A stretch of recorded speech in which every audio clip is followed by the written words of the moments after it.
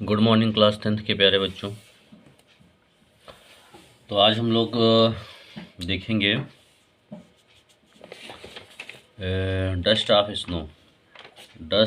Snow का short answer type question देखेंगे।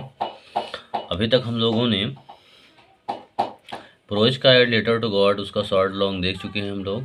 और सप्लीमेंट्री की बात करें तो सप्लीमेंट्री में हम लोग टाइम ऑफ सर्जरी का शॉर्ट क्वेश्चन लॉन्ग क्वेश्चन देख लिया है।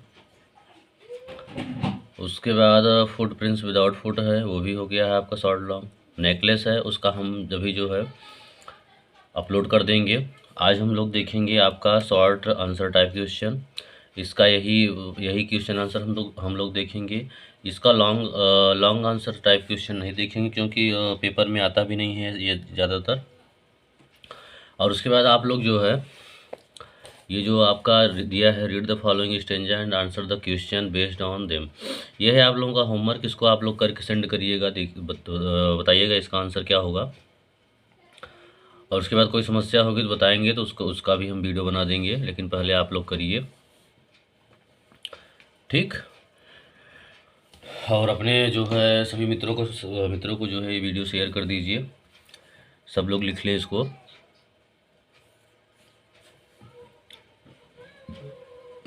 चलिए,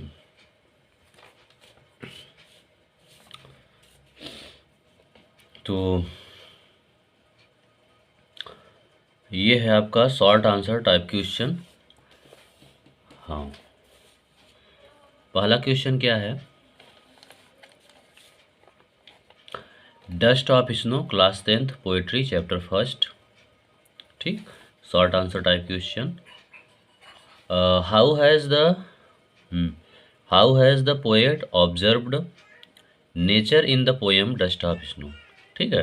तो जो डस्ट ऑफ स्नो आपका पोएम है, हाउ हैज़ पोएट ऑब्जर्व, कि जो पोएट हैं वो कैसे क्या करते हैं, ऑब्जर्व करते हैं, कैसे निरीक्षित करते हैं, किसका, नेचर का, इन दिस पोएम, इस पोएम में, इस कविता में।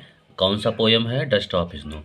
तो डस्ट ऑफ स्नो में ये कैसे जो है निरीक्षित करते हैं कविता को के स्वभाव का, ठीक है। तो हाउ हैज पोएट, ये जो पोएट है वो कैसे निरीक्षित करते हैं किसको, नेचर को कैसे निरीक्षित करते हैं, इस पोएम में नेचर को कैसे निरीक्षित करते हैं।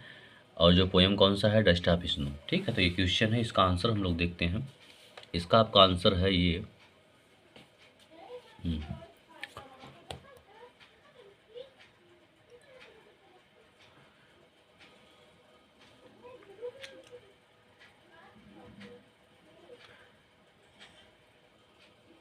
ठीक।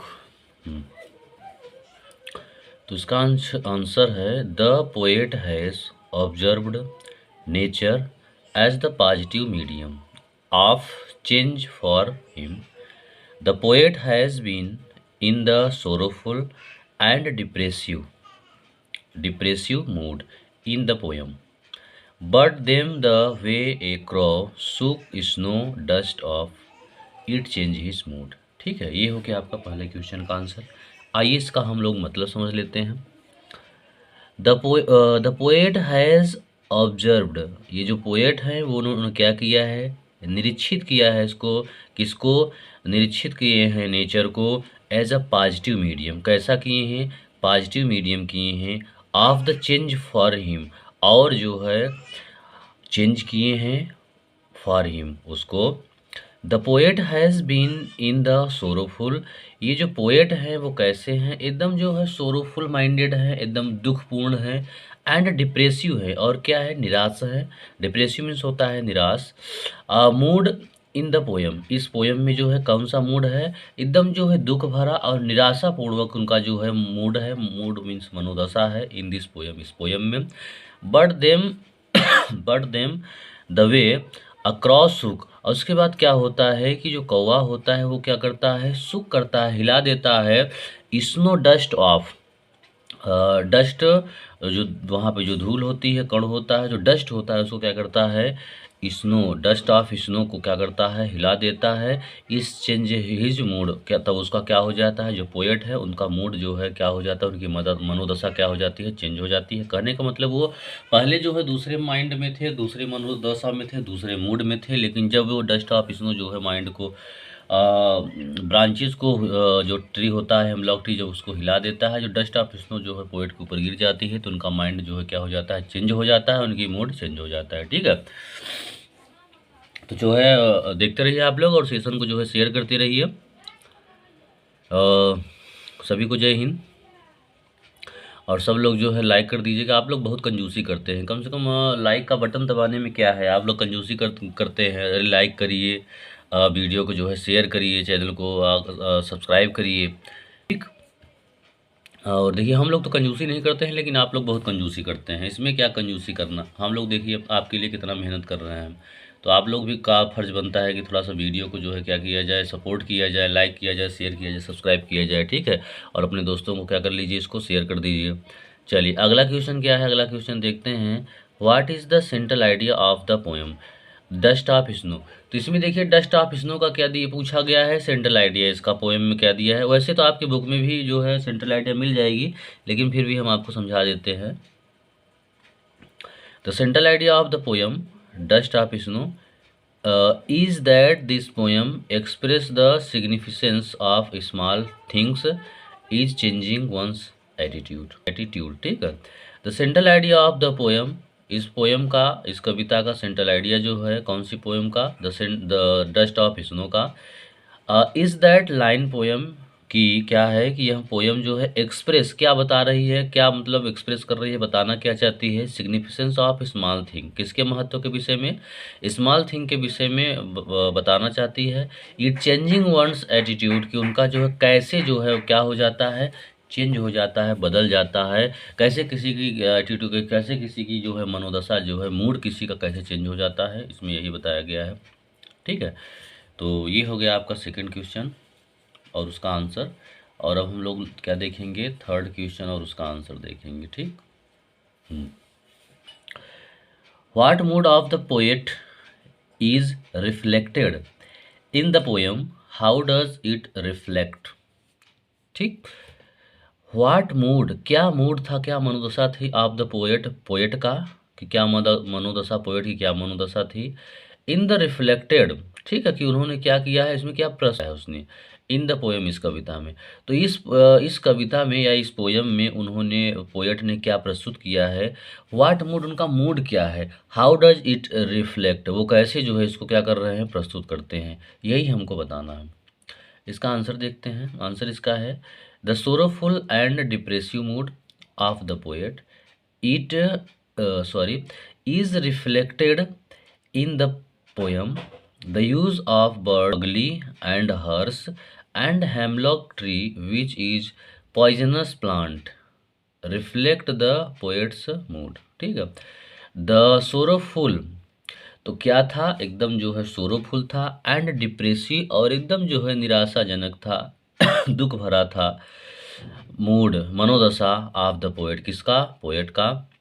इट रिफ्लेक्ट, और यह बता रहे हैं इन दिस पोएम, इस पोएम में। ठीक है, तो कहने का मतलब इस की जो पोएट का मूड है, जो उसका माइंड है, कैसा है, एकदम सोरोफुल है और एकदम डिप्रेसिव है। The use of bird crow, और इसमें जो बर्ड का यूज किया गया है वो कौन सा बर्ड है, वो क्रो है, कौवा की बात की गई है इसमें। विच इज अगली, वो कैसा है, कुरूप है, एंड हर्ष है। ठीक है, एंड हेमलॉक ट्री, और हेमलॉक ट्री की बात करें, विच इज पॉइजनस प्लांट, जो कि कैसा है, पॉइजनस प्लांट है, थोड़ा सा जहरीला पौधा है। रिफ्लेक्ट द पोएट्स मूड, वो क्या कर रहा है, क्या प्रस्तुत कर रहा है, पोएट के मूड को जो है प्रस्तुत कर रहा है, उसको जो है पोएट के मूड को बता रहा है। यहाँ पे यही तो दशा थी कि जब पोएट वहाँ पे खड़ा था हेमलॉक ट्री पे, तो उसकी पहले जो मूड था वो चेंज अलग था। जब बाद में जो है वहाँ पे जब वो क्रो बैठता है, वो हेमलॉक ट्री गिराता है, वहाँ पे जब गिरता है, तो उसका मूड क्या हो जाता है, चेंज हो जाता है।